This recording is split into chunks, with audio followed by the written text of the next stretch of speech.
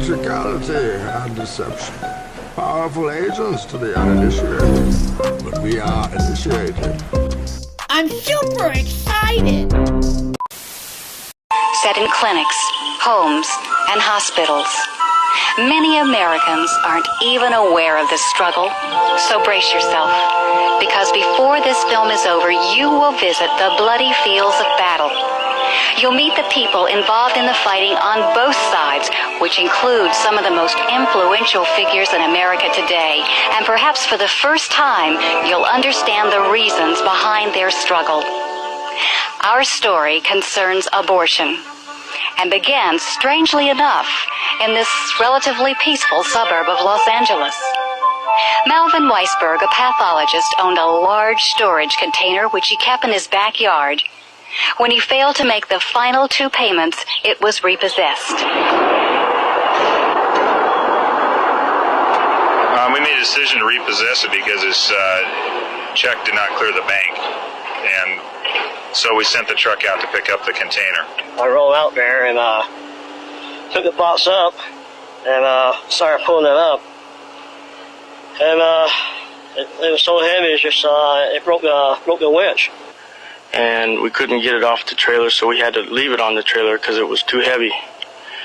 So I was asked by Nick to have a crew go down and unload the container at the other yard.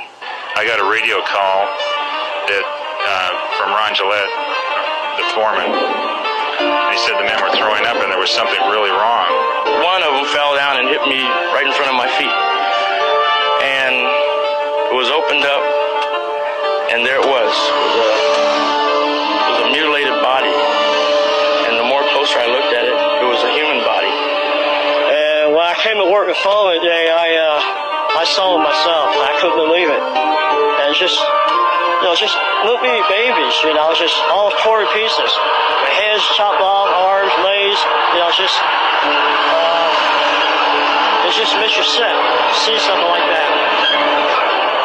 Well, it really just, it makes you want to cry when you see something like that. Starting at the very front of this container, it was just wall clear to the ceiling and clear to the sides, filled with them. I really don't want to witness it again. Not what I saw. Well, as the supervisor for the County of Los Angeles, we found out through the media that 17,000 infants had been stored in a container. So we asked for an investigation by the district attorney and the coroner's office.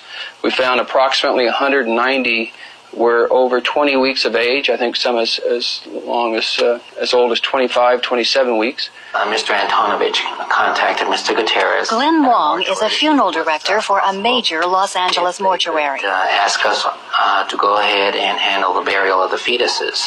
How I came involved was they were asking if it were possible to have anyone photograph these fetuses, and I so happened to be also a photographer. How many fetuses were actually involved in the autopsies? There were approximately about 44, if I'm correct. And why were the autopsies performed? They were to find out why, or what was the reason of the cause of death. That wasn't apparent? Apparently not. Now, I've seen some of these fetuses, and believe me, they were apart. There were some where the eyes were bulging, and some where the chest cavity was ripped open. I do remember one was where I saw a hand and the feet all apart. So it was kind of like the hands were intact, the feet were intact, and everything else was more like just a little potpourri, a little of everything. And that was it. That kind of turned me. Here we see the abortionist stretching the cervix very wide open. Dr. John Wilkie, who with his wife Barbara authored The Handbook on Abortion, described the dilation and extraction method used to abort many of the fetuses. That without any anesthetic, the abortionist reaches up into the womb and seizes part of the body of the baby, usually a leg or an arm, twisting and tearing, tears it off and away from the body of the baby. The baby, feeling pain, does not have any anesthetic. Bleeding is extreme. The abortionist returns in there with this grasping pliers-like instrument, tearing more parts of the body away, snapping the spine, and finally the mechanical problem is to get the skull out, and so he usually has to crush the skull in order to bring it out.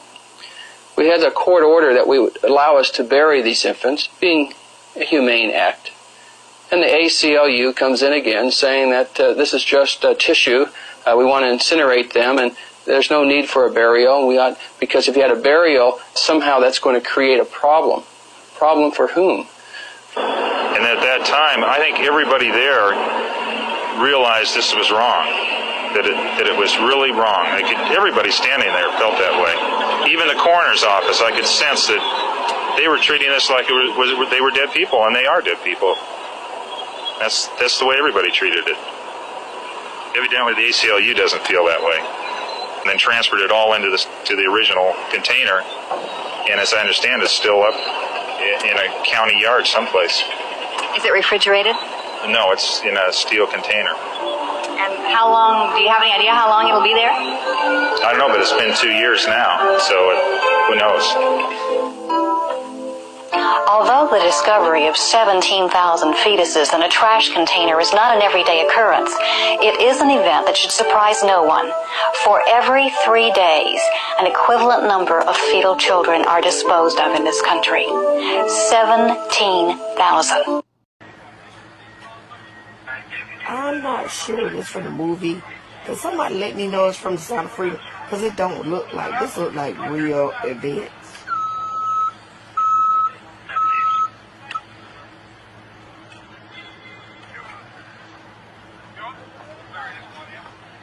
Are those Hispanic children?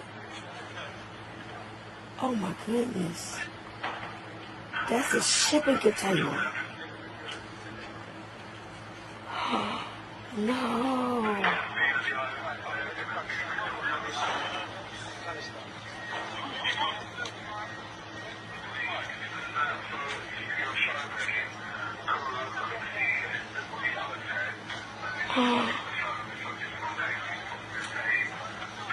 Oh my goodness, s'more.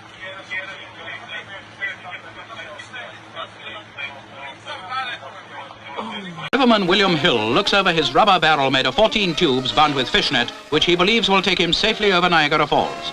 Taking his last look at this world, Hill climbs in, and the barrel is towed towards the falls, at the foot of which Hill's brothers wait in a boat. Hurried along by the swift current, the barrel hurtles over the 160-foot falls, and then, as spectators watch on both banks, a frenzied search goes on, but only the battered barrel comes to the surface. As he searches for the body, Hill's brother vows to go over the falls himself to conquer the jinx that killed his brother. Hey, let's pull the train out of here! Get the train out of here! This mud puddle is moving on its own, going across the desert at 20 feet per year. No one has ever witnessed this happen ever before. It's baffling scientists. This moving mud puddle has been threatening a bunch of critical infrastructure. There it is.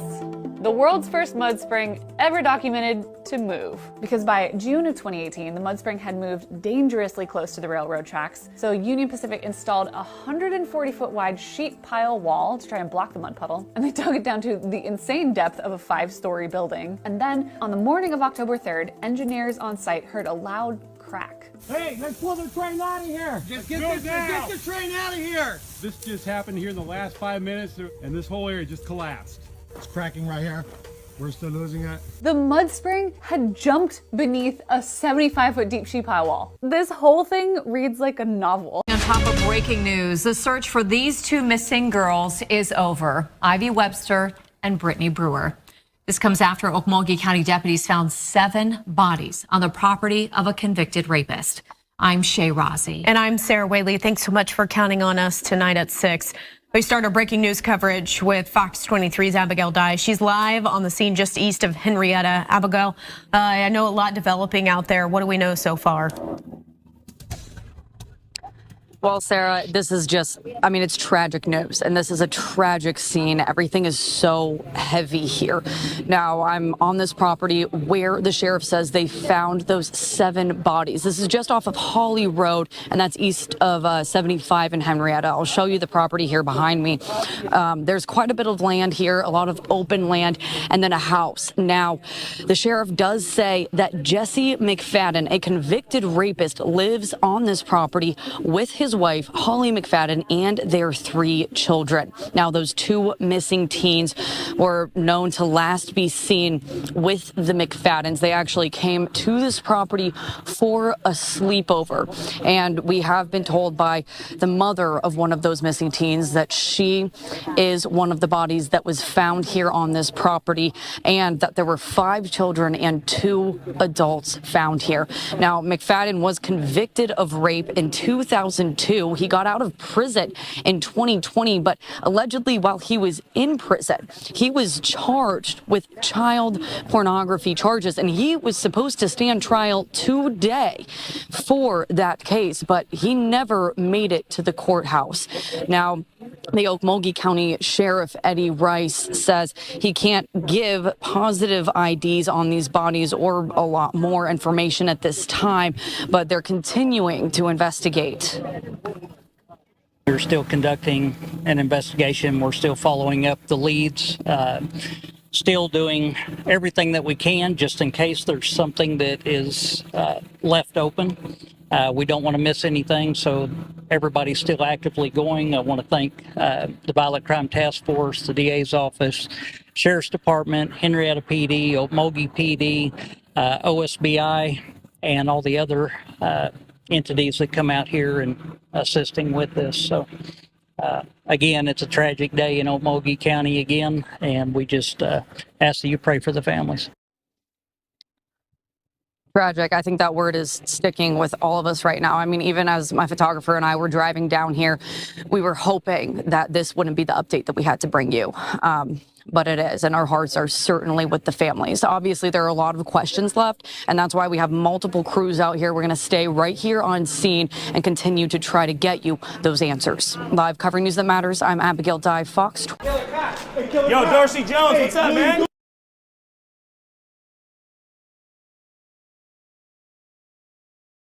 How dare you show your face? Kill a cop. Who's the guy who killed that little girl? You killed a 14-year-old. You killed a 14-year-old. Coward. You killed a 14-year-old. You killed a 14-year-old. Activists showed up and confronted a Los Angeles Police Department officer who is enjoying his time off coaching high school football. Kill a cop. You're a killer cop! Murdered a 14-year-old! The officer's name, William Dorsey Jones Jr. You're a murderer! You're a murderer! You're a murderer! Kill a cop! Kill a cop! Also in the stands, the fan reactions. William Jones is a murderer. He killed a 14-year-old. And you think it's funny, huh? Killed a 14-year-old. And he's here living his best life. Ain't that right, Coach? And you hired him. You work with killer cop. Hey, he's a murderer! You know that guy killed a 14-year-old girl? This guy decided to throw water and flip them off. You support a killer cop, you piece of white supremacy! Oh, yeah! This lovely woman told the activists to get a life. Yeah, he killed a 14-year-old. Cheer on that. Cheer on that. These fans wave, appearing indifferent at what they are saying. She didn't get to go to high school because of the coach on the other team, on Valencia.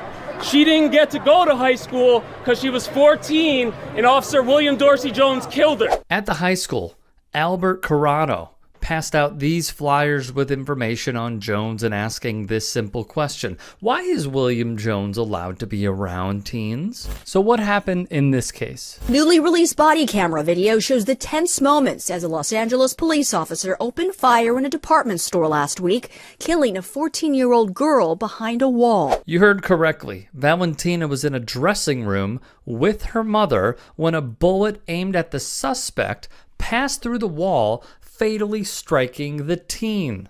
Why were officers called to the store in the first place? Police say officers were attempting to apprehend a suspect who they believed was armed. Officers opened fire. Surveillance captured the suspect acting erratically and beating a customer with what appeared to be a bicycle lock. One of the rounds, fired by a police officer, pierced a wall and also struck and killed a teenage girl. She died in her mother's arms. Soledad Peralta, per the BBC, wept as she described begging officers to help treat her injured daughter, saying they had just left her laying there. Although police body cam video was released showing the chaotic scenes, the LA Times' reporting found Jones rushed past other officers who were urging him to slow down. We've seen the video, said Kayana Salina, a South LA-based organizer.